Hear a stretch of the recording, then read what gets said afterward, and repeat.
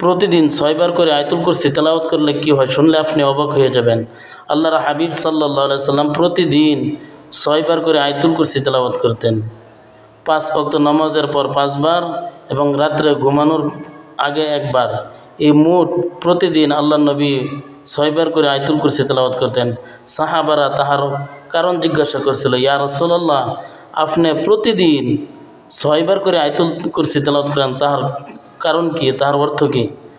আল্লাহর হাবিব সাল্লাল্লাহু আলাইহি সাল্লাম বলেন, হে সাহাবারা শুনে নাও, কোনো ব্যক্তি যদি দিনে প্রতিদিন 6 বার করে আয়াতুল কুরসি তেলাওয়াত করলো, আল্লাহ রাব্বুল আলামিন ওই ব্যক্তির জন্য একজন রহমতের ফেরেশতা নিযুক্ত করে দেয় তাদের হিফাজতের জন্য, সকাল থেকে নিয়ে সন্ধ্যা পর্যন্ত, এবং রাত্রে থেকে সকাল পর্যন্ত ওই ব্যক্তির নিরাপত্তার জন্য একজন রহমতের ফেরেশতা নিযুক্ত করে দেয়। সুবহানাল্লাহ।